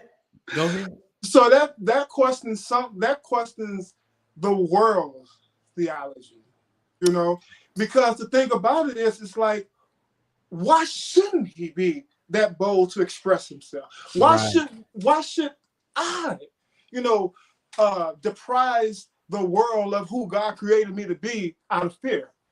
We've been taught, reared in the church out of fear. When I was a child, I wasn't scared about getting jumped at school when I went to sleep. I was scared about either dying and going to hell. And I'm 6, 7 years old. What? I don't know nothing about no heaven and hell. And when Carlton Pearson took that fear took that threat, snatched it from the church, that left those whole board of bishops, Delano and all the rest of them, saying, what the fuck you done did? Oh, yes. You cannot go in these churches and tell these people ain't no hell. They're going to stop giving money. They're going to stop coming to church. You have to keep that hell thing over them so something will arrest them, because Jesus just not doing it. We need the hell thing. So when he took that away from them, that's when he disrupted the whole scenario of this church thing and how we roll in church. Because you imagine, and I know I'm going back into history, but like the Protestant Reformation, people like Martin Luther, you know what I mean? When he went against the Catholic Church, like we literally watched in my time era, I literally watched someone just like Martin Luther change the trajectory of theology. That's right in front of and my we don't like change. Change is not comfortable. Change makes us think. Change makes us have to change how we're living, and we don't want to do that, or how we're thinking. And we need to think like grandma thought. We need to think like mama thought. It was safe. It was how I made it through. You made it through, but could you have made it through a little bit easier without the threat of hell and the threat of damnation, and just with the love of Christ? You're just saying, oh, he needs to repent and turn back to Jesus. The man never left Jesus. He expanded Jesus and said, Jesus has come to give you life abundantly for all people. He expanded Jesus. He didn't leave Jesus. And he showed the perfect example of love. Let me share this. When I was in the car with Bishop Pearson, Bishop was like, what you want to eat? I'm like, cause I was about to miss my flight. Bishop, literally, I sat outside the airport with Bishop for probably 30 minutes in the car. We were just talking. So, however, we were. I was like, oh, chicken is cool. He was like, you like chicken tenders? I was like, yeah. I can't remember the name of the restaurant, but it was fast food. It's like Zabby's, like a chicken. Look, yeah. So we went, and this will always stick with me. Bishop really taught a lesson, and he didn't even know he was really teaching me anything, probably. We're in the drive-thru, and this lady comes to the window, and she has the rudest attitude in the world. You know? And I'm looking at Bishop like, you don't know what it, what, you know what I'm saying? Like, this is what's going on, but I'm not saying anything. So then he pays for the food, and then before he gives the little, the machine back to the car reader, back to the lady, I saw him add gratuity on there. Wow. So then once she took that back, and she didn't smile, no thank you, none of that. And then I looked at Bishop I waited till we pulled off. And I was like, Bishop, I'm like, you just tipped her. I'm like, and then never. And he was like, what? I was like, she had an attitude. He said, who? Oh, and his response basically was saying that, oh, I wasn't paying attention to that because my focus was to get food. You never know what that woman was going through. Before she may didn't have no money to keep the kids. Maybe she had to walk to work. You know what I mean? So he showed love, although he could have been like, why is your disposition like this? Yeah. But it didn't even bother him because you could tell that Bishop Pearson's, his focus is on love. He wanted to love people, you know, and that was the common denominator with him, was love. You know, like he is to the point, and I'm the same way. You don't have to believe the way I believe. Right. You don't. But at the same time, you know, I'm not, who am I to tell you that you ain't going to heaven or hell or whatever the case may be? If you want to believe that way, believe that way. Believe that way, yeah. Believe that way. If it works for you, believe it. If it works for you, believe it. But do not condemn that I have a different belief than what you're. Just don't condemn me. Exactly. And I think that has been the main focus. Like, you know, I think Larry Reed was on there. He was talking about, you know, he don't want to don't say, oh, God bless them or I love him, but I didn't believe it. Mm-hmm. Keep all that to yourself, Mm-hmm. because we don't believe you should have ate that shrimp with that burger that was mixed, or you should have wore, like Bishop GE used to say back in the day when he preached on, ladies, you're around here running. We're worried about women wearing pants, but you wearing polyester mixed with cotton, and in the Bible that was a sin. Mm-hmm. That was under the law. So there's a lot of things we can get hung up on, but if you don't believe in that, and you believe you can wear mixed blended clothes, Mm-hmm. Oh, absolutely. get it and wear it. Mm-hmm. You know, if it works for you, do it. And people want to say, oh, you giving people a license to sin. No. Like Carlton Pearson said, you don't need a license to sin. You're going to do it. And that's you do it anyway. Yeah. You know, and with Christians, it's like, I don't know one Christian in this world that has followed everything supposedly in the Christian Bible to a T that they have not sinned. Because somewhere in the Bible say that we have to something about our flesh daily. You know what I mean? Yeah. You have to deny yourself. You have to, deny yourself daily. Right. Yeah, and Jesus, he's already came and paid the ultimate price. Right. You know, so why should I be sitting up here worried about what Tom and John think about the way I believe? You know what I mean? It's very interesting that you say that, because people are really giving Brian Karn a little bad time these days, because he's kind of pushing that grace aspect, that we have been covered, all sins have been covered, and you cannot fall out of the grace of God. Or you know what the Baptists kind of say is once saved, always saved. Brian Karn is leaning towards that, and that's disrupting a lot of Pentecostals. Oh, he's gonna cry. We ain't seen nothing yet. Bishop Pearson was just the tip of the iceberg. Do you hear me? Like, he was the foundation. Yeah. He was like Thomas Dorsey in gospel music. Right. You know. So he's the Thomas Dorsey of this inclusion gospel. Yes. But They said, it's not new. It's not that new. It's not even it's new. Just that we haven't had the forms to read about it. Yeah, you know what I mean? It's nothing new under the sun. Well, Yeah. Let's read all the scriptures. So there's nothing new under the sun. Let's talk about that one. They said that's an awesome for you to experience that from him. What a legacy. My thing would be, how did that change your mode of thinking, even by something going out and experience a bad waitress? Did it change your mode of thinking, or you just kind of just said, oh, that was good for him, but... Oh, no, it changed, because when I came back, I was telling everyone the story because I just couldn't believe, because what happens is a lot of time is that our body responds to stress and how we treat others or what we think about internally, and Bishop Pearson, perfect example. I mean, ain't no telling how many business affairs that he has, right? And for him to be focused, you have to find some type of solace and find some way to focus. And it showed me that Bishop was focused on the big picture, so little stuff really didn't bother him. And a lot of times in our lives, we allow anything to bother us because we're not focused on the right thing. The Bible even says, choking on a gnat. Why we?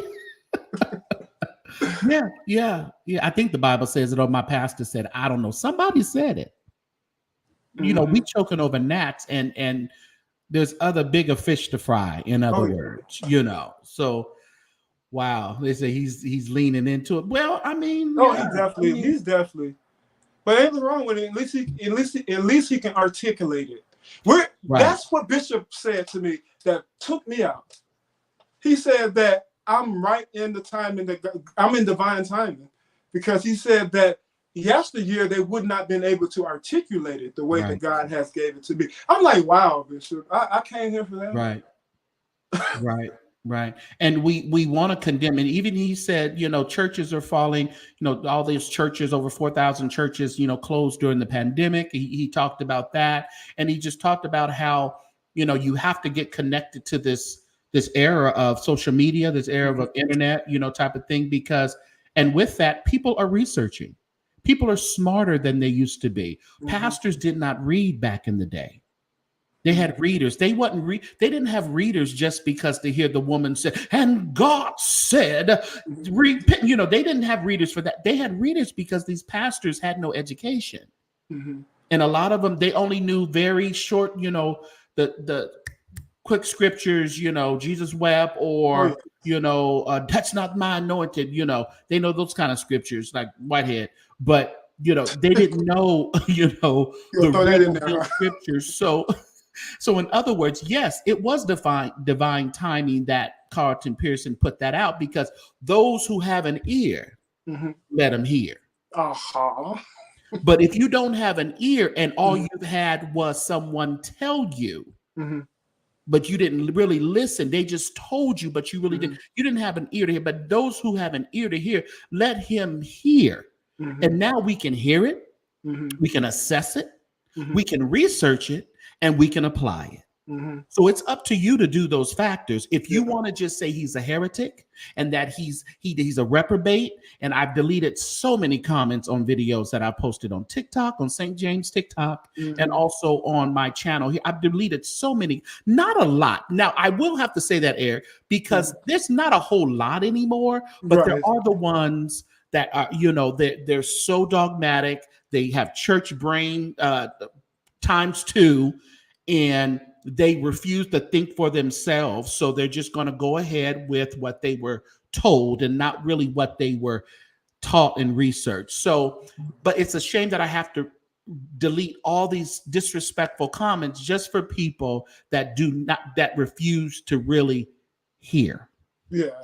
But the thing about it, another perspective of it is that unfortunately we are accustomed to what we are familiar to. So like each generation, they turn their nose up at what they're not accustomed to.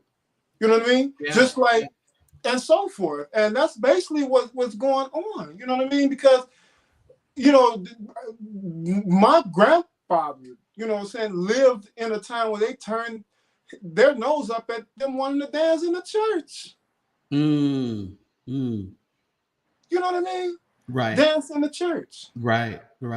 And you got to think about that. Even in the apostolic, couldn't dance. No jewelry for the ladies. No makeup. No pants. I mean, no pants. But now everything is okay, and they're still saying that they're saved. So what happened? That's because now they're not being bamboozled. See, what happened is if you look at it, first and foremost, you said something about the reverends, not educated reverends, right? Now, could you imagine the enslaved people? How many of them could read? So it started way long ago. Exactly. Way long ago. This started. So and we they couldn't believe what they would tell us to believe, And Jacqueline, they couldn't study to show thyself approved. They really couldn't, because they didn't understand how to study. They didn't have the means to study. So we can quote these scriptures, but did they do them? Absolutely not. But when it's done, then it's challenged. When we do study and when we do move into the direction that we should be, then it's challenged, because it's challenging our theology. It's challenging what we, and that it's just not comfortable. Yeah.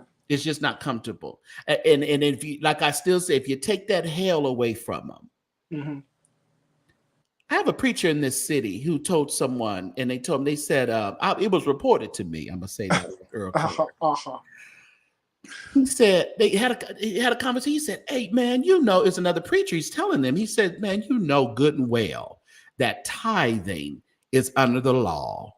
And it's, you get up and think about tithing 10% now, but that's not really, it's a biblical teaching, but it's not a requirement. He said, that's just what he said. He said, I know what it says. I know what it means. But if I tell these niggas that they don't have to pay tithes, ain't none of them gonna give. So they know, a lot of times they know the truth. But they need to keep you in bondage. Oh yeah. To keep you coming and to keep you giving. Oh yeah. So it's like he stood before those boards of, and somebody said he stood before the board of Church of God in Christ. He did not. That wasn't the board of Church of God in Christ. That was the college. You talking about college of bishops? Yeah. That wasn't the board of. Somebody said that on a live the other day. I'm like, no, he didn't stand in front of the Church of God in Christ board. Maybe there may have been some Church of God in Christ bishops on that board, but Right. it wasn't the Church of God in Christ board. No, not at all. Yeah. So when he stood in front of them, and when he communicated it clearly, and they wanted him to just say that you didn't interpret it correctly. Mm-hmm. He was like, no.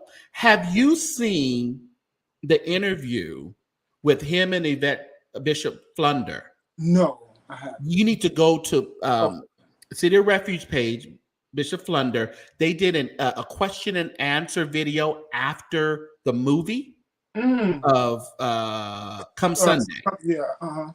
They did at City of Refuge in Oakland. They did a premiere. They showed it at the church, and then they had him and Yvette had a question and answer, and he answered and made plain a lot of things that were not made plain, and he even speaks on him, in front of the board and stuff. So it's very informational. If you ever get a chance to look at it, it's on the City of Refuge page, Bishop Yvette Flunder, and it's with Carlton Pearson. You'll see it on there.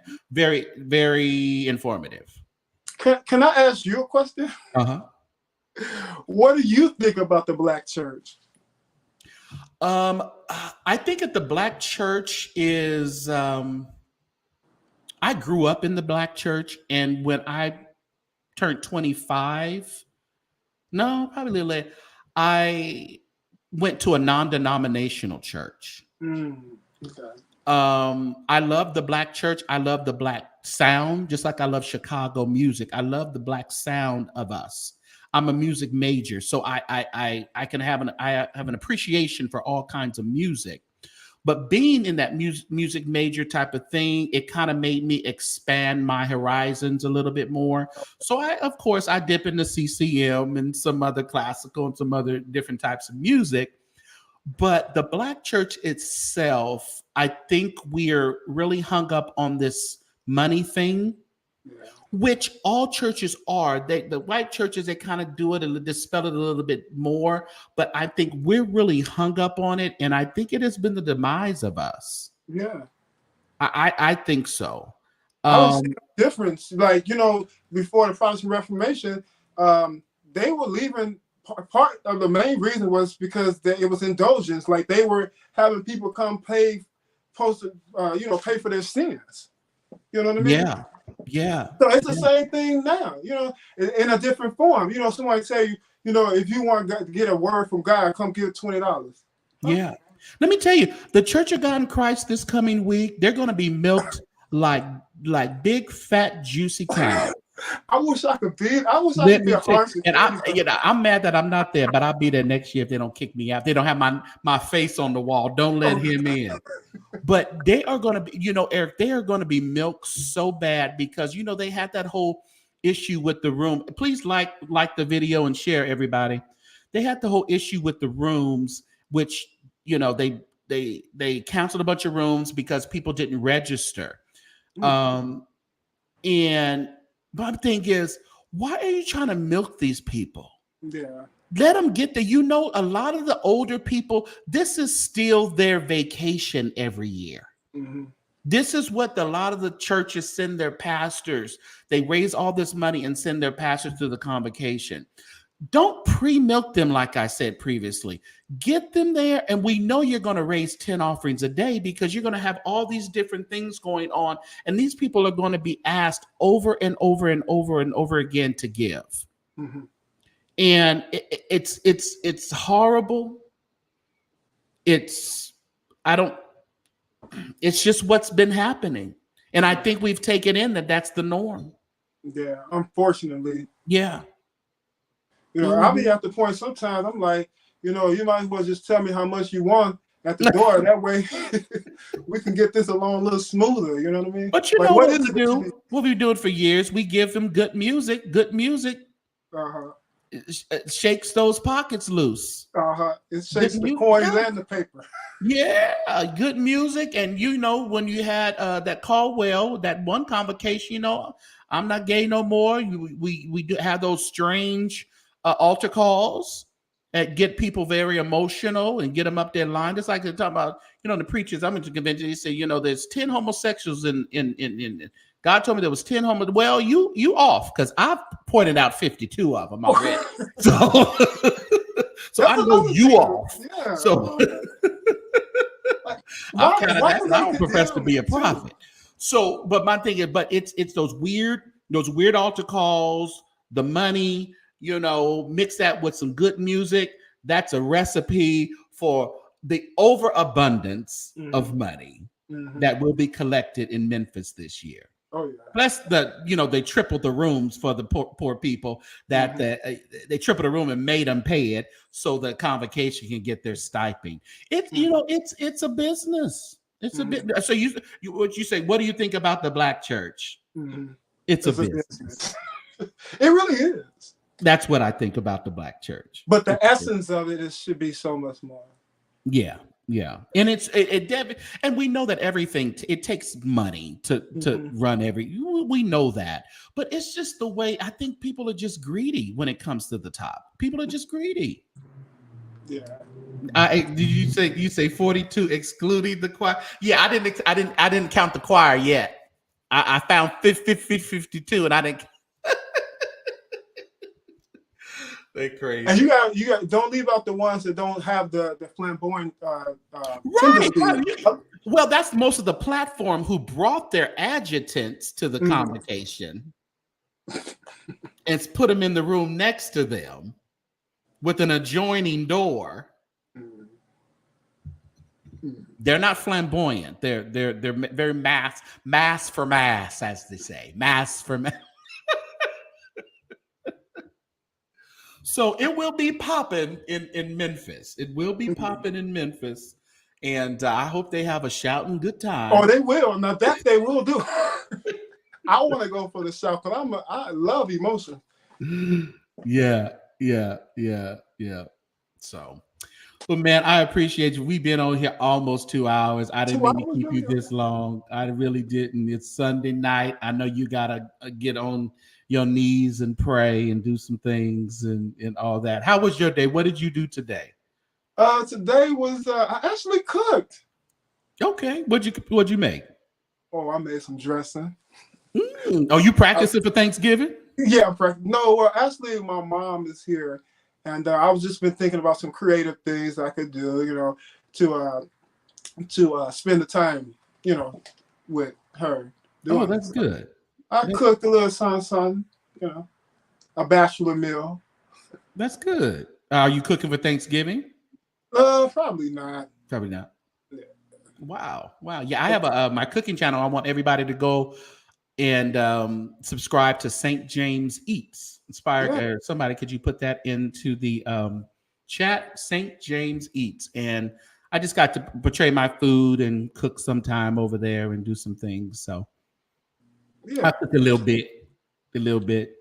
And there is Maurice's CashApp, everybody. If you could be so kind as to support him. I mean, he is a gospel music enthusiast. He's a gospel music historian. He takes pride in everything gospel music. So we definitely want to support somebody like you who is really keeping gospel music alive. One thing that we did not talk about, keeping gospel music alive, is my number one, Donald Lawrence. Yeah. He's Chicago, Donald Lawrence and Company. That pen he has is excellent. That arrangement of voices is like no other. I love him because he has the spirit and that musical spirit of the Hawkins that he has embraced.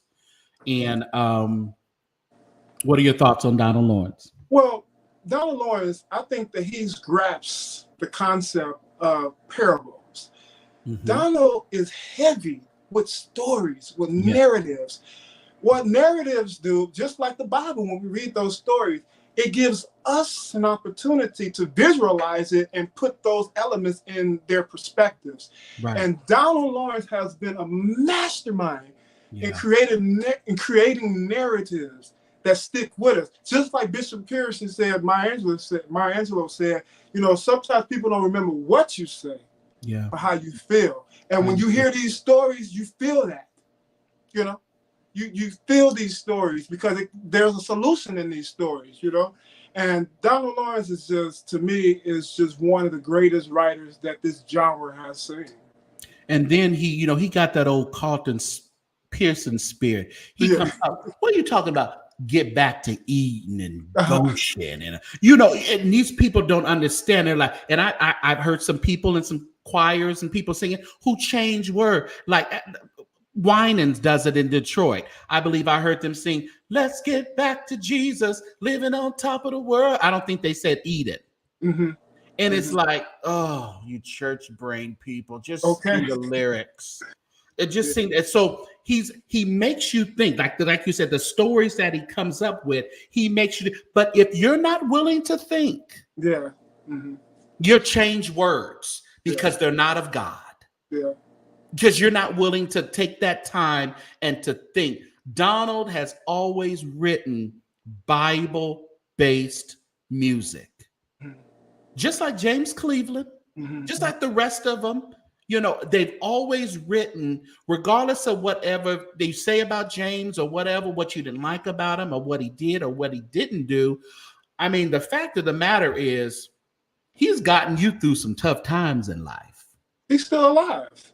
James Cleveland is still alive. Come on now. Come on now. Regardless of what you want to say. He lives through his music. He really does.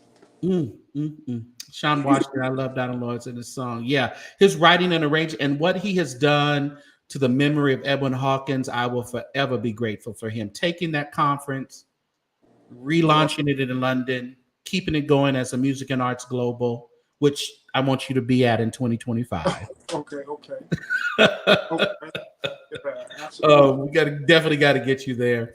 But I mean, Donald has been a mainstay in gospel music. Yes. And he is definitely Chicago.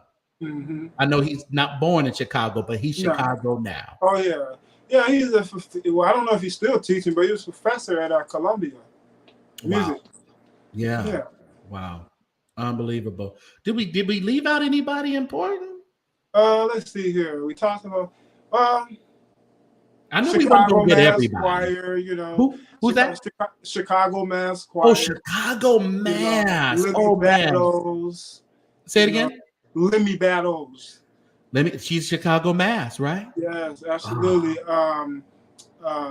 We talked about Dexter Walker. We can't leave out. I know we talked a little bit about Angela Spivey, but that woman there, she has really trained a lot of people.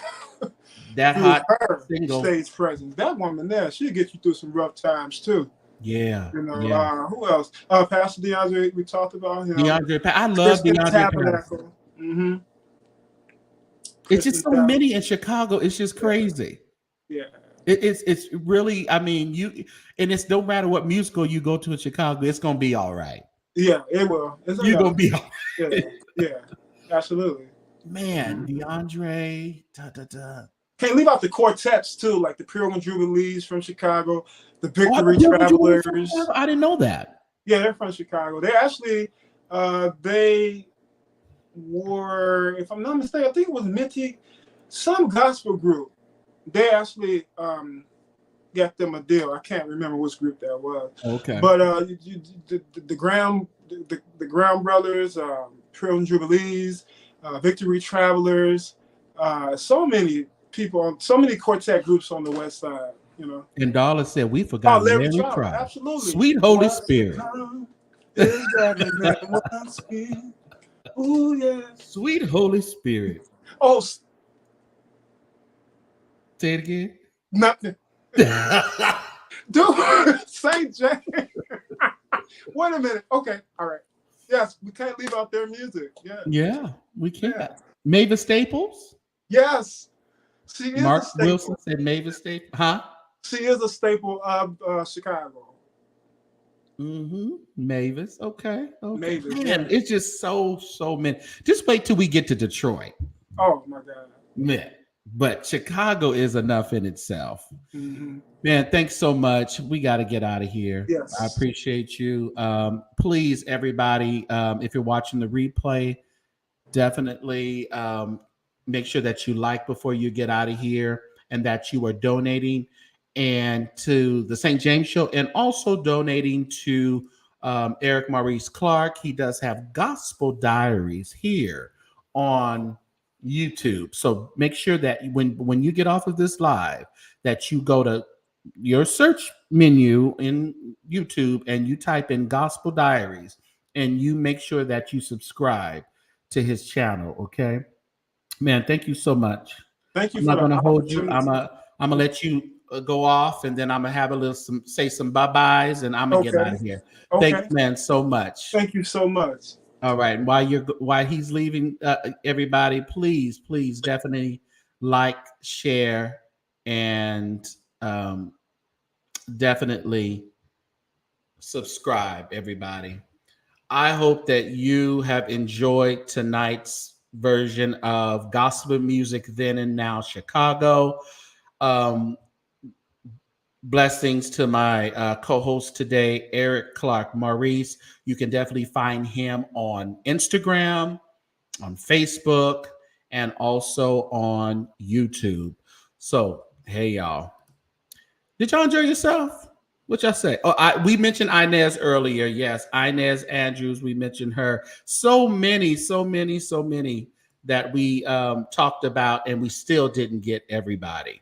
All right. So, but we thank you for just joining us today. And remember, and man, you guys have been a blessing tonight. So.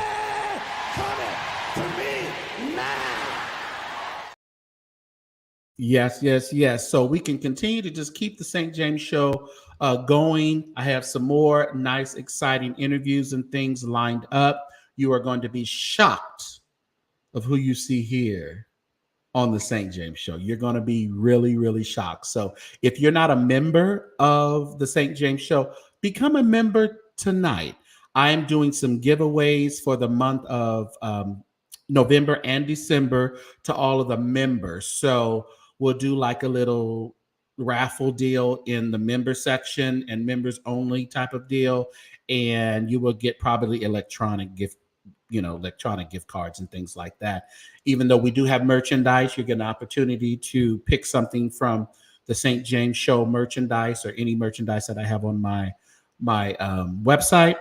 And all that stuff is right in the profile on my website of YouTube. So make sure that you are going there and checking them out. Man, it is Sunday night. Can't wait to see who's next. Just wait, Jacqueline. Just wait. They're going to say, how in the world did he get them on his show? Because it's going to be, listen here. It's still New Money November, everybody. What have you been doing? We are in what day is it? I don't even know what day it is. We are in day 5, almost day 6. What have you done to increase your money for yourself and your family and your generation this month? Your bank account should not be saying the same thing at the end of this month like it said at the end of September and October. Have you been sowing seeds that will increase your harvest, or have you been tight and gripping the solid rock? Open up those palms and release money so money can come to you. It's sowing and reaping. If you don't even believe in the Bible, you believe in the theory of sowing and reaping. You can't reap anything unless you sowed into it. Okay. So definitely do that. I want to hear testimonies of New Money November towards the end of the month. The first week, the first Sunday in December, I am hopping on here. Ooh, I might be out of town. I'm going to still hop on here. And I'm going to challenge everyone. What did you do? I want some testimonials. I want you to hop on the live and tell us what you did for New Money November. You have to challenge yourself. We have to challenge ourselves. We have to challenge, challenge your neighbor, challenge your friend, your husband, your wife, your kids. Let's put that as a challenge that we will increase our finances for the month of November and December, but we working on November. All right. Do I sound like Reverend Ike? Yes, I do. I'm Reverend Ike, and I'm telling you, if you believe it, it will happen. That man, you should just say it like it was. He was innovative. All right. Yes, we will. I want to hear testimonies. Myrna Summers. Is Myrna from Detroit? From Chicago? She might be. Not sure. Not sure about that one. Not sure. Anyway, thank you so much, everybody. You guys have been a blessing. You guys are. Thank you for just hanging out. Just hanging out with me today. And God is good. So have a happy, wonderful week. Start your Monday off great. Don't do nothing I wouldn't do. Don't get in no beds tonight that you shouldn't be in. Okay? Go to sleep. Say your prayers and go to sleep. All right.